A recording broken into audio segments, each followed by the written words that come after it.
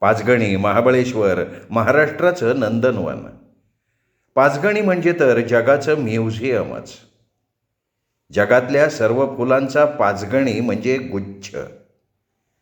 इथल्या वनस्पती तर साऱ्या जगातल्या वनस्पतींचं संमेलन भरवून बसले आहेत. वनस्पतींचं तेच प्राण्यांचं. पाचगणीतली कुत्री तर जगप्रसिद्ध आहेत. पाचगणीतील टेबल लँड एक अद्वितीय प्रेक्षणीय बाब आहे. या पाचगणीला जाण्याचं भाग्य कोण नाकारेल? पण रेणुकाने प्रथमतः ते नाकारलं होतं. अर्थात त्याचं कारण वेगळं होतं.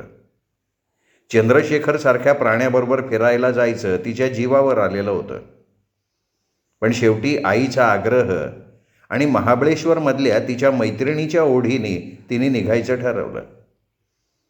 वळणं घेत गाडीनं दांडेघर मागे टाकलं आणि निसर्ग सौंदर्यानं बहरलेल्या पाचगणीकडे ती धावायला लागली. उंचच उंच सिल्व्हर, पिंपर आणि शोभेच्या हजारो जातीच्या वृक्षांनी पाचगणीला जणू आपल्या छातीशी घेतलंय. रस्त्याच्या दोन्ही बाजूचे ओळीत उभे असलेले वृक्ष एखाद्या सैनिकी थाटात येणाऱ्याचं लवून स्वागत करत होते. निसर्गाचं हे विलक्षण रूप बघून रेणुका सुखावली. ती खरं म्हणजे महाबळेश्वरला थेट जाण्याच्या विचारात होती, पण तिला पाचगणीच्या निसर्गानं भुलवलीच. आपण तासभर इथे थांबायचं? चंद्रशेखरला तिने विचारलं. "Oh yes, why not?" गाडीची गती कमी करत तो म्हणाला. समोरच आमिर हॉटेलचा बोर्ड आपल्या बटबटीत अक्षरानं येणाऱ्याचं स्वागत करत होता. हॉटेलच्या भव्य आवारातच चंद्रशेखरने गाडी पार्क केली. आमिर हॉटेल नावाप्रमाणे आमिर होतं. त्याच्या सभोवतालचं सृष्टी सौंदर्य शब्दात पकडणं कठीण होतं. त्यासाठी कुंचलेच हवे होते. राऊंड टेबलाभोवती निरनिराळ्या पोशाखातील निरनिराळ्या जाती धर्माचे लोक गप्पा गोष्टीत पेय पिण्यात गुंग होते. सिंधी होते, पारशी होते, ख्रिश्चन होते, चिनी होते, अमेरिकन होते. अगदी जगातल्या सगळ्या प्रकारची माणसं तिथे होती. रेणुका गोंधळूनच गेली. हे जागतिक संमेलन तर नाही ना, असंच तिच्या मनात येऊन गेलं. दोघांनीही कॉफी घेतली आणि मग गाडी मंद गतीनं महाबळेश्वरकडे धावायला लागली.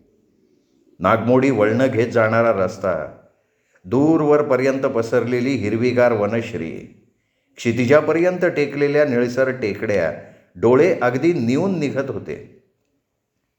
रस्त्याच्या कडेनं स्ट्रॉबेरी, रानबेरी, फ्लॉवर यांचे फार्म हाऊस.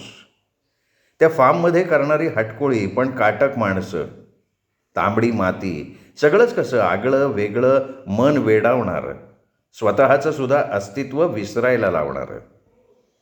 महाबळेश्वरला रेणुकाची एक कॉलेजमधली मैत्रीण राहत होती. दोघी एका वर्गात एका खोलीत राहत होत्या. पण शैलाच्या घरी जाण्याचा हा पहिलाच योग येत होता. शैला ही आत्ता सुट्टीवर घरी आली होती. शैलाचे वडील म्हणजे एक बडी आसामी. महाबळेश्वरातील धनिक लॉज चालकात सांपत्तिक स्थितीत त्यांचा वरचा नंबर होता. महाबळेश्वरमधील प्रकाश लॉजिंग बोर्डिंग हे त्यांच्या मालकीचं. गाडी प्रकाश लॉजिंग बोर्डिंगच्या आवारात उभी राहिली आणि रेणुकाला वाटलं आपण स्वर्गात तर आलो नाही ना. रस्त्याच्या दोन्ही बाजूनी शोभेची सुरवंटी लावलेली होती. ठिकठिकाणी शोभेच्या झाडांचं कातरण करून त्यांना घुमटाकार आकार दिला होता. पुढच्या बाजूला एक बाग होती, त्यात कितीतरी प्रकारची फुलझाडं, वनस्पती होत्या. गारवेलचा एक मंडप त्याची शोभा वाढवत होता. मध्यभागी एक पोहण्याचा तलाव आधुनिक पद्धतीनं बांधलेला होता. तिथे युवक युवती आपल्याच मस्तीत पोहण्यात, पिण्यात, हसण्यात दंग झालेले होते. त्याच्या पूर्वेला एक भव्य इमारत होती, तेच ते प्रकाश लॉजिंग बोर्डिंग. ऑफिसमध्ये एक उंची जाडीनं साधारणतः सारखाच असलेला माणूस बसला होता. त्या दोघांना एकाच वेळी आलेलं बघून त्यांनी चौकशी केली. "रूम पाहिजे?" रेणुका गोंधळून गेली. तिचा गोंधळ लक्षात घेऊन तो माणूस म्हणाला, "आता आलाच आहात दोघं तर लाजताय कशाला? महाबळेश्वर म्हणजे मधुचंद्र साजरा करण्याचा स्वर्ग आहे, स्वर्ग." कारणाशिवाय विशेष विशेषणं लावण्याकडे त्या माणसाचा कल होता हे रेणुकानं ओळखलं. मला रूम नको आहे, मला शैला हवी आहे. ओ, मला वाटलं आपलीच जीप चावून तो पुढे म्हणाला, तुम्हाला आमच्या मालकांची मुलगी हवी आहे. मी बोलवून घेतो, बसा. त्यांनी रिंग केली. कोणाशी तरी बोलला. येईल 5-1 मिनिटात, असं म्हणून तो पूर्ववत आपल्या कामात गर्क झाला. रेणुका तिथे बाकावर टेकली. चंद्रशेखर मात्र डोळे फाडून पोहण्याच्या तलावाकडे पाहत होता. बऱ्याच दिवसांनंतर अमेरिकेतलं दृश्य त्याच्या दृष्टीला पडत होतं. त्याची ती अवस्था बघून रेणुकाला खीवच आली. थोड्याच वेळात रेणुकाची मैत्रीण शैला आली. ती आश्चर्याने एकदा चंद्रशेखरकडे, एकदा रेणुकाकडे पाहतच राहिली. हाय, अगं हे म्हणजे, अगं इतकी आतल्या गाठीशी असशील असं वाटलं नव्हतं. अगं पण शैला, लग्न करून आलीस का काय मधुचंद्रासाठी? हे बघ शैला, गैरसमज करून घेऊ नकोस. तर मग हे, शैलाने चंद्रशेखरकडे बोट दाखवून विचारलं. रेणुका तिरस्कारानं चंद्रशेखरकडे बघत म्हणाली, ते मी नंतर सांगते तुला. चंद्रशेखरचं अजूनही सगळं लक्ष पोहण्याच्या तलावाकडेच होतं. उघड्या मांड्या आणि तोकडी वस्त्र फाडून वर येणाऱ्या उरोजांकडे त्याचं लक्ष केंद्रित झालेलं होतं. बऱ्याच दिवसातून उपाशी माणसाला अन्न दिसावं तशी त्याची अवस्था झाली होती. रेणुकाला शैला एका खोलीत घेऊन गेली. बोल रेणुका, किती दिवस राहणार इथे? अगं फक्त आजचा दिवस, संध्याकाळी मला निघायला लागेल. काय सांगतेयस? अगं मनात नाही आहे, पण तरीही या महाशयांच्या बरोबर यायला लागलं आईच्या आग्रहासाठी. तिला वाटतंय आपली मुलगी या महाशयांबरोबर फिरली तर त्याच्या प्रेमात पडेल, लग्न करेल. म्हणजे? शैला, अगं माझ्याबरोबर आलेला पाहुणा आईच्या चुलत भावाचा मुलगा आहे. माझा विरोध असताना हा प्राणी माझ्या गळ्यात बांधायचा ती खटाटोप करतीये. म्हणजे तुझं दुसऱ्या कोणावर तरी प्रेम? नाही ग, तसं काही नाही आहे. पण मला ना या माणसाबरोबर लग्न करून मी सुखी होईन असं नाही वाटत. तुला वाटतंय का? आता बघ की तूच त्या पोहण्याच्या तलावावरच्या मुली बघितल्या आणि कसा बावचळलाय तो. अमेरिकेत राहून आलाय ना. शैलाला हसायलाच आलं. मग करूया का त्या चंद्रशेखरची जरा गंमत, असं म्हणून रेणुकाची परवानगी मिळण्यापूर्वी शैला बाहेर पडली. नमस्कार महाशय. गुड. पुढचे शब्द त्याच्या तोंडातच विरले. चला की आपण जरा फिरून येऊ. शैलानं नयनाचा असा काही तीर मारला की तो तिच्या मागून चालायला लागला. शैला पोहण्याच्या तलावावर पोहोचली. कडेवरनं चालायला लागली. चालता चालता तिने असा काही धक्का दिला की चंद्रशेखर तलावातच कोसळला कपड्यांसकट. सगळ्या मुली खदखदून हसायला लागल्या. शैलाने रीटाला डोळ्यांनी खुणावलं. रीटानं जो सूर मारला तो ती जाऊन चंद्रशेखरला बिलगलीच. शैला निघून गेली. चंद्रशेखरच्या नाकातोंडात पाणी जात होतं. सगळ्या मुली त्याच्याकडे बघून खिदळत होत्या. ही सगळी शोभा रेणुका पाहत होती. चंद्रशेखरची चांगली जिरलेली बघून ती मनोमन संतोषली. चल रेणुका, आपण निवांत बोलत बसू. तो आता चांगला पाघळलाय. ती रीटा आहे ना, ती त्याला योग्य ते औषध देईल. दोघी बाहेर पडल्या. कुठून असला प्राणी घेऊन आलीस ग तू? मग रेणुकाने चंद्रशेखरची सगळी माहिती तिला सांगितली. शैला चालता चालता म्हणाली, रेणुका, तू याचा तिरस्कार करतीयस याचा अर्थ तू कोणाच्या तरी? नाही ग शैला, तसला विषय अजून माझ्या मनाला शिवलेलाही नाही आहे. नाही तरीसुद्धा ग शैला. रेणुकाच्या डोळ्यांनी फडफड केली. ती उगाचच लाजली. तिचा चेहरा उमलला. बघ बघ बघ, तुझे डोळेच सांगतायत. सांग ना रेणुका, तू तुझं सांगितलंस की मी माझं सांगते? भावनेच्या भरात शैला बोलून जाणार होती, पण तिने जीभ चावली. पण रेणुकाने काय ओळखायचं ते ओळखलं. म्हणजे शैले. रेणुकाने तिचा गालच पकडला. शैला गोरी मोरी झाली. दोघी गुलमोहराच्या झाडाखाली येऊन बसल्या. शैलानीच बोलायला सुरुवात केली. रेणुका, तू माझी मैत्रीण. अगं मी तुला नाही तर कोणाला सांगणार? आपलं प्रेम गुपित राहावं असं कुठल्या मुलीला नाही वाटत? प्रियकराचं नाव घेऊन चिडवावं, हसवावं, रडवावं असं मुलींना वाटतं. पण लबाडे तुझं मात्र. रेणुकाला नायिकाच्या स्पर्शाची याद आली. सगळ्या अंगावर गुलमोहर फिरला. हृदयात कुठेतरी खोल सारंगीचे स्वर घुमायला लागले. शरीराचं मोरपीस झालं. ते हवेत तरंगत तरंगत नायिकाजवळ गेले आणि तोंडातनं शब्द बाहेर पडले, नाईक. रेणुका, कोण आहे हा नाईक? अगं सांगीन कधीतरी. उद्या? हो. नक्की? अगदी नक्की. हां, म्हणजे आज मुक्काम. नाही गं बाई, आई काय म्हणेल? अगं तू नको काळजी करू काकूंची. आणि त्या महाशयांची तर अजिबात फिकीरसुद्धा करू नको. रीटा काही त्याला आज रात्री तरी सोडत नाही. रेणुकाला आता सबब दाखवण्यासाठी काहीच राहिलं नाही. तिने मूक संमती दिली. एखादी प्रेमकथा सांगावी तशी शैला आपलं प्रेमप्रकरण सांगायला लागली. आपल्याला सुट्टी लागली. तुम्ही सगळे शनिवारी निघून आलात, मी रविवारी. पण अगं स्वारगेट स्टेशनवर काय गर्दी. महाबळेश्वरचा सीझन ना, त्यामुळे 8-8 दिवस अगोदरच रिझर्वेशन झालेलं. गाड्या लागत होत्या, जात होत्या. मी मात्र बाकावर तशीच. सकाळपासून मेटाकुटीला आले होते, तेवढ्यात एक गाडी आली. मी बाकावरनं उठले, दरवाजाजवळ गेले. पण कंडक्टर म्हणाला रिझर्वेशन आहे का? मी मानेनं नाही म्हणाले. तर म्हणाला मग गाडी सोडा, गाडी फुल आहे. मी निराश झाले, माघारी फिरले. तोच एक आवाज आला, मॅडम. मी वळून बघितलं तर एक तरुण गाडीतनं मला म्हणत होता, महाबळेश्वरला जाणार का? जाणार असाल तर या, सीट खाली आहे. मी विजयी मुद्रेनं कंडक्टरकडे एक जळजळीत दृष्टी टाकली. आत चढले. तो तरुण अंग चोरून बसला. एस टी धावायला लागली. मी आत्तापर्यंत त्याच्या चेहऱ्याकडे निरखून पाहिलं नव्हतं, पण आता चोरून चोरून त्याच्याकडे पाहायला लागले. अगं एकदम हँडसम, लांब उभट चेहरा, तरतरीत, मोठाले पण शांत वाटणारे डोळे, ओठावर कोरीव मुश्यांची पट्टी. रेणुके, तुला सांगते, एकदम आकर्षक व्यक्तिमत्व. पण तो मात्र बाहेरचं सृष्टी सौंदर्य बघण्यात गर्क होता. मी एवढी सुंदर तरुण मुलगी त्याच्या शेजारी बसले होते, पण त्याचं माझ्याकडे अजिबात लक्ष नव्हतं. गाडी शिरवळ स्टेशनवर थांबली. प्रवासी थोडा वेळ पाय मोकळं करण्यासाठी खाली उतरले. मी तशीच बसून होते. उभ्या असलेल्या एखाद्या प्रवाशानं माझी जागा पकडू नये हा माझा हेतू. तो तरुणही उतरला नाही. आपल्या वहीत तो काहीतरी लिहायला लागला. ओठ हलत होते पण शब्द उमटत नव्हते.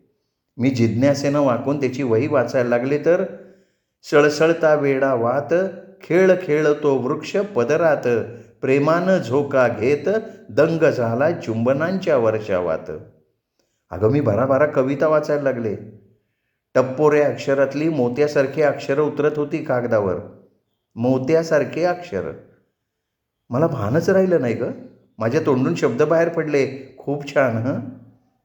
आणि त्यांनी माझ्याकडे पाहिलं. मी गोंधळून गेले. हसत तो म्हणाला, थँक्यू. प्रवास परत चालू झाला. मी गोंधळलेलीच होते. मला काय झालंय ते मला समजत नव्हतं. उगाचच माझं मन त्याच्याशी बोलावं, त्याची माहिती घ्यावी यासाठी घुटमळत होतं. पण शेवटी मी स्त्री होते. प्रेमाचा खेळ मुलींकडनं सुरू होतो, पण नेत्रांनी. मी तसंही केलं असतं गं, पण तो माझ्याकडे बघतच नव्हता.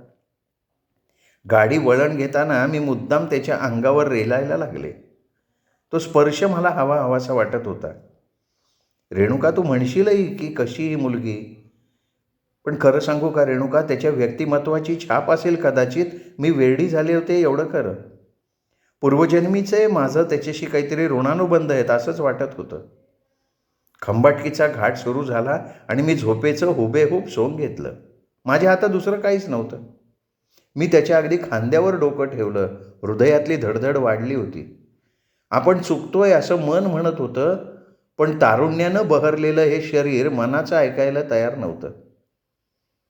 माझ्या डोक्यामुळे माझ्या बाजूचा त्याचा हात अवघडून गेलेला असणार. त्यांनी तो अलगद उचलला, माझ्या खांद्यावर ठेवला. माझं क्षणात फुलपाखरू झालं. सगळ्या शरीरात गोड झिणझिण्या सळसळल्या. पहिल्या पावसाच्या पर्जन्यधारा अंगावर पडल्यासारखं वाटायला लागलं. मोरपीस अगदी सर्वांगावरनं फिरल्यासारखं वाटायला लागलं. मी झोपेचं हुबेहूब सोंग वठवत होते. अगं नाही तर काय, मी एवढी तरुण सुंदर मुलगी त्याच्या शेजारी बसले होते, पण तो मात्र घुम्यासारखा. अगदी खोड मोडली त्याची. वास्तविक प्रेमाचा मार्ग म्हणजे प्रथम नजरानजर, डोळ्यांची बोलाचाली, शब्दांनी प्रेम व्यक्त, मग आबोल, सुस्कारे आणि स्पर्श. पण मी माझा प्रेमप्रवास अगदी विरुद्ध दिशेनं एकटीने सुरू केला होता. पाचगणी आली, गाडी थांबली. तो बाहेर बघून म्हणाला, वर एक सुटकेस आहे. माझी झोप उतरलीस की. आपण इथे उतरणार का?" असं मी त्याला विचारलं. त्यावर तो स्मित करत म्हणाला, "म्हणजे आपण जाग्याच आहात." मी लाजून चूर झाले. मी त्याला विचारलं, "कुठे उतरणार?" तर म्हटला, "आमिर हॉटेलमध्ये." मी परत म्हटले की महाबळेश्वरला काय येत नाही? तो म्हटला, "येईन की उद्या नाही तर परवा." मी गडबडीत पर्समधनं कार्ड काढलं. म्हणाले, "या आमच्या लॉजवर." "जरूर येईन" असं म्हणत त्यांनी गोड हास्य केलं. खाली उतरला. माझा पुढचा प्रवास अतिशय कंटाळवाणा झाला. रेणुका, तू म्हणशील वेड्यासारखी नको त्याच्या प्रेमात पडली. एसटीतला प्रवासी तो. पण खरं सांगते रेणू, त्याच्यात काहीतरी वेगळीच जादू होती. त्याच्या प्रेमातच पडले मी. त्या रात्री झोप कशी ती आलीच नाही. रेणुका, प्रेम हे काव्य आहे असं लोक म्हणतात, पण माझ्या मनाला प्रेमाने झुरणी लावली होती. मी दुसऱ्या दिवशी त्याच्या वाट्याकडे डोळे लावून बसले, पण तो काही आला नाही. माझं मन म्हणत होतं, वेडे, तो तुझ्यावर प्रेम नाही करत, तू फक्त त्याच्यावर प्रेम करतेस एकांगी. तो तुझ्यावर प्रेम करत असता तर तो आला असता. माणसाचं मन त्याचं खरं वैरी असतं. नको नको ते विचार मनात आणतं.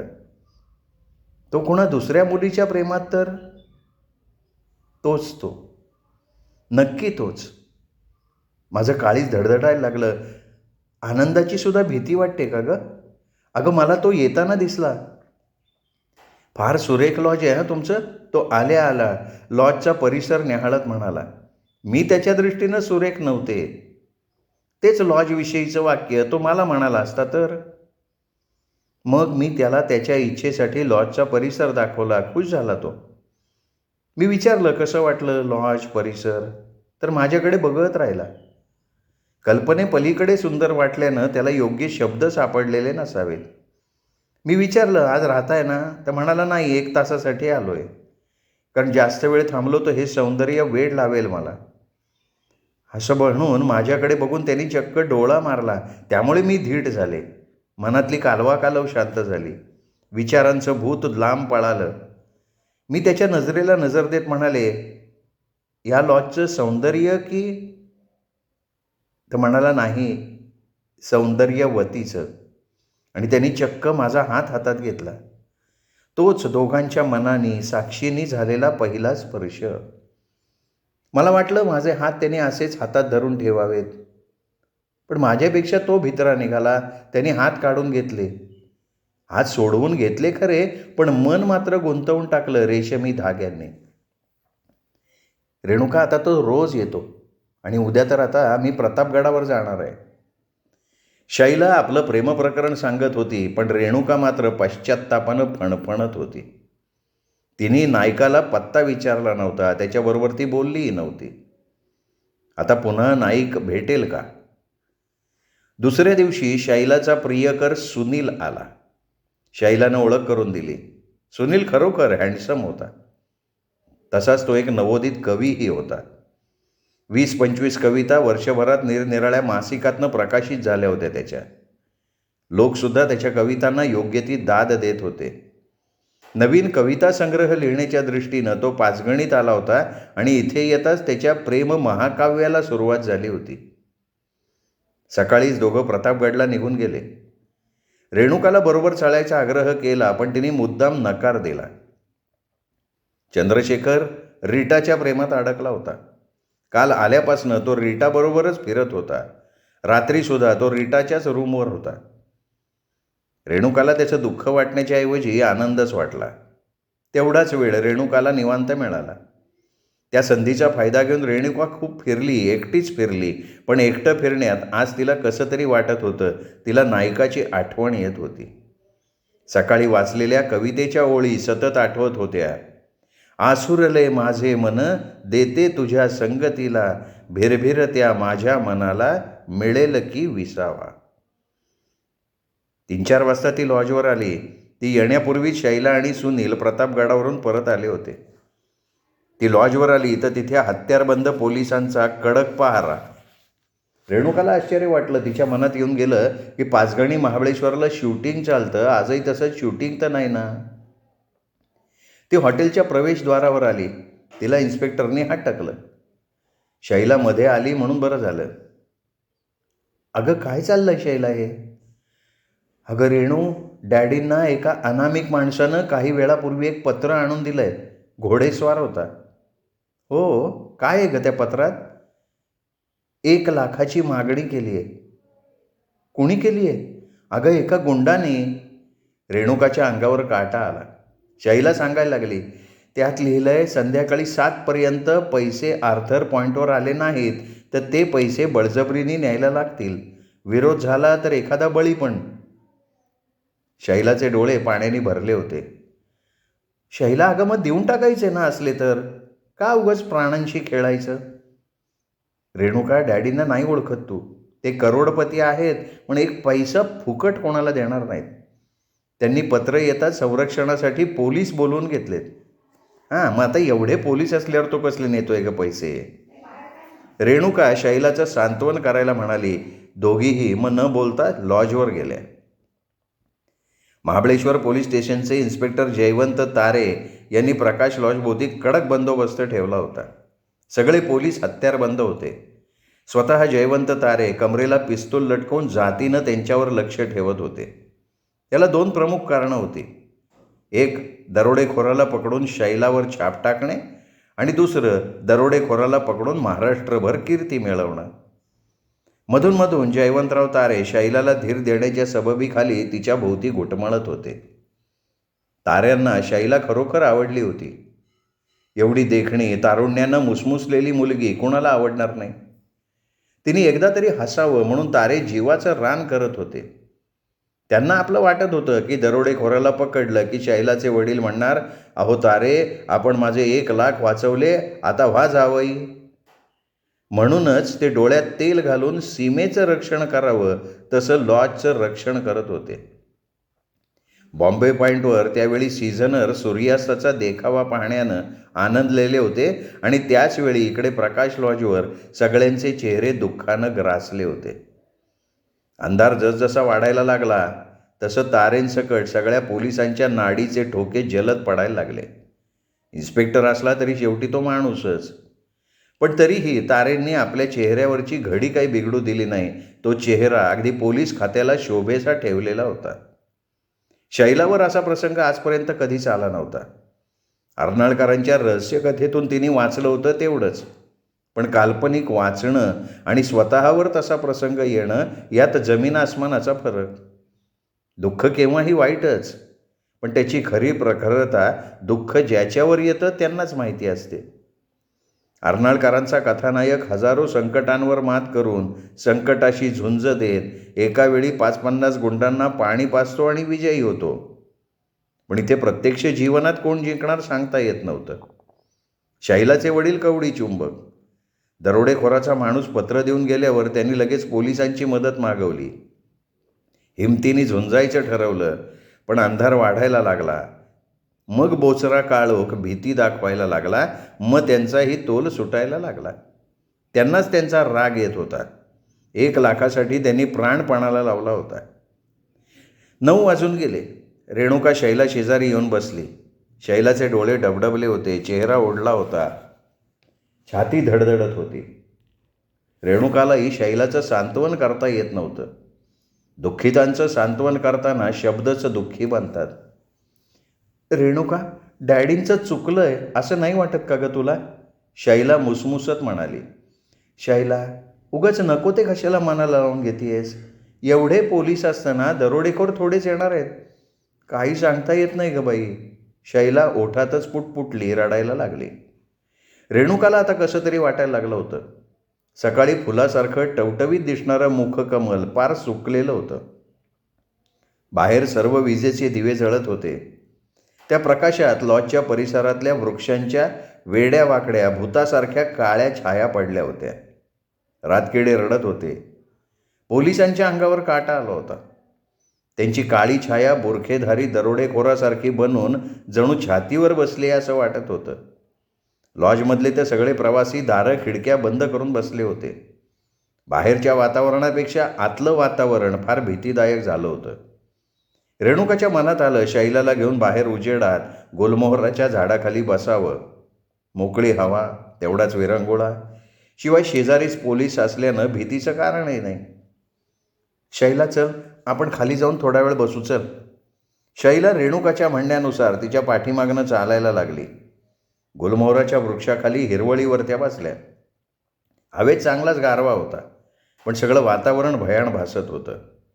मन दुःखी असलं की सगळं जगच दुःखी वाटतं हे खरं. दोघीही निःशब्द होत्या. दुःख किती क्रूर असतं बघा. माणसाच्या तोंडचे शब्दसुद्धा हिरावून घेतं ते. बऱ्याच वेळ त्या तशाच बसून होत्या आणि अचानक लाईट गेले.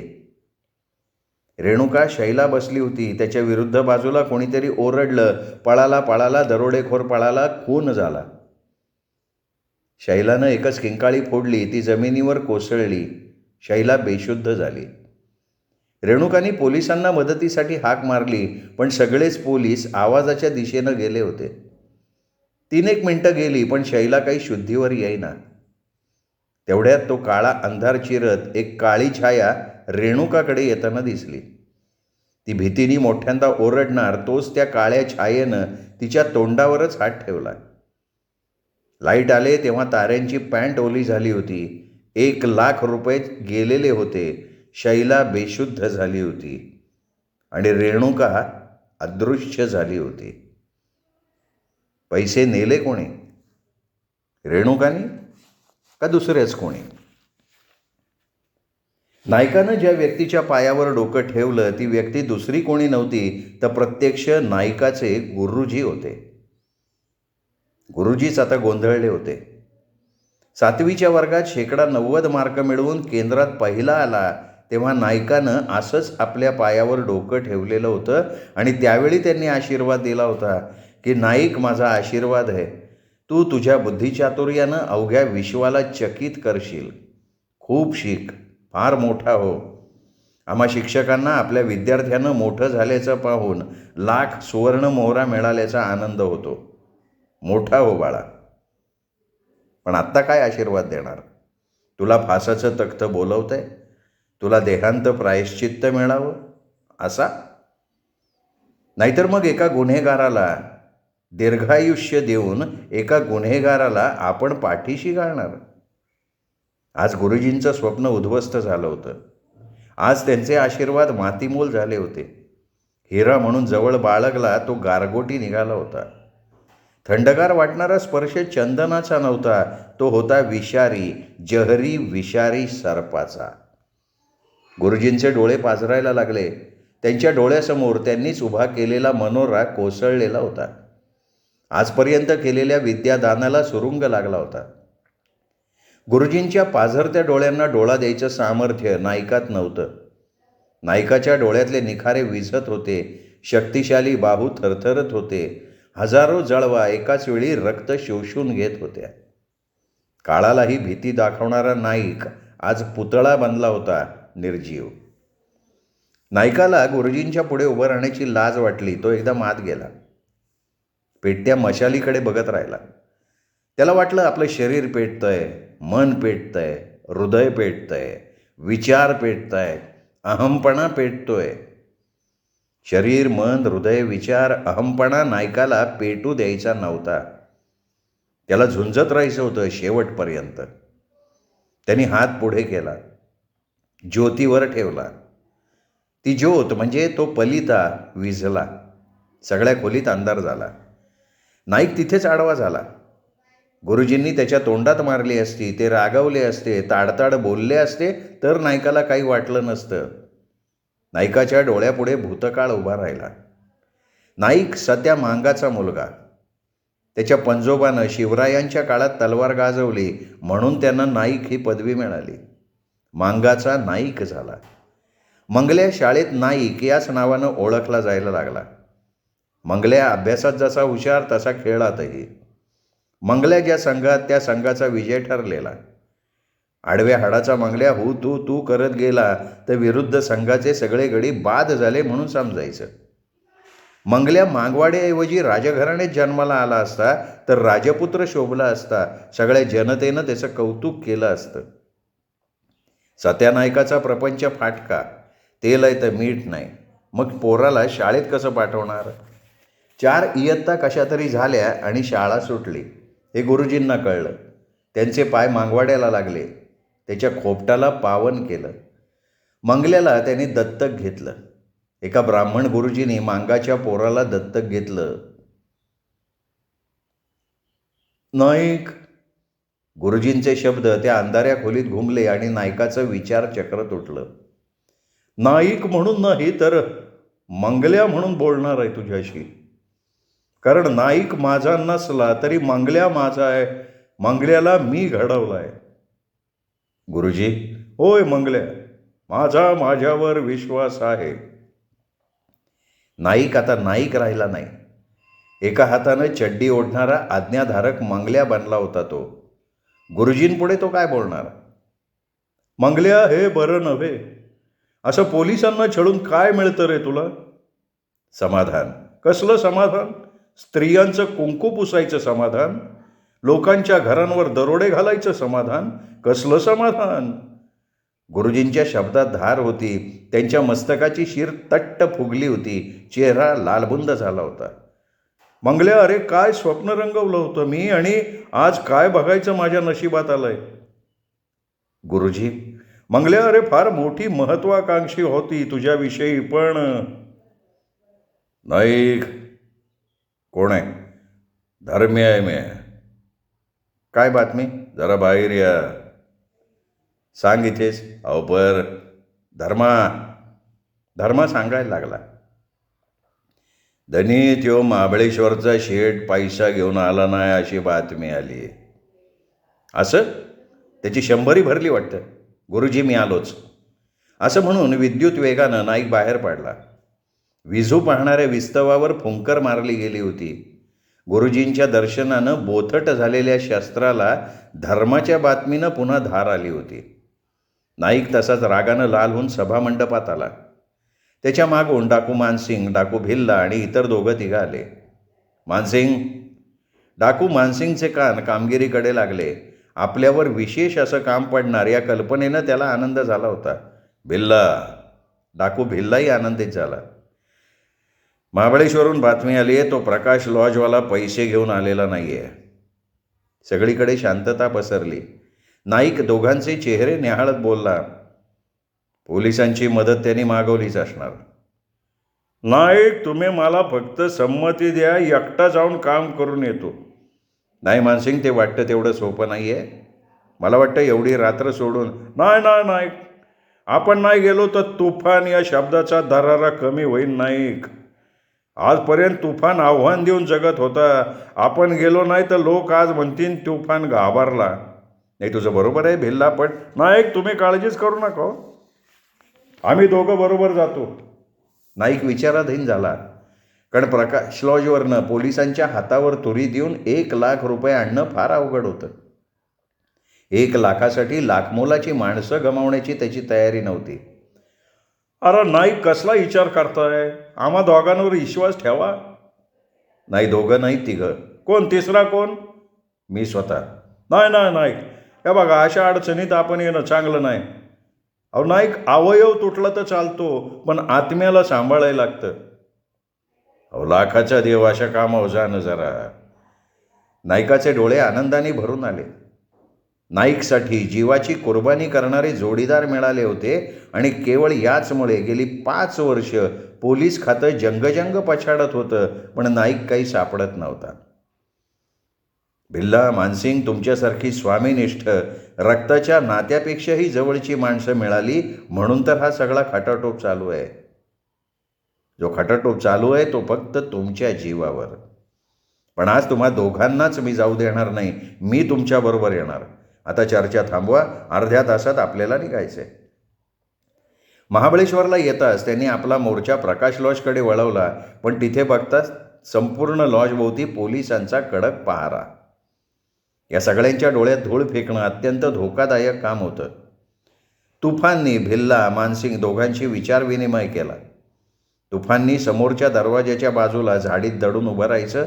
बरोबर विरुद्ध दिशेला या दोघांनी हवेत गोळीबार करून गोंधळ उडवायचा. दरोडेखोर पळाला, खून झाला, बोंबाबोंब करायची आणि त्याचवेळी लाईट ऑफ करून टाकायचे. आणि त्याप्रमाणे घडलं.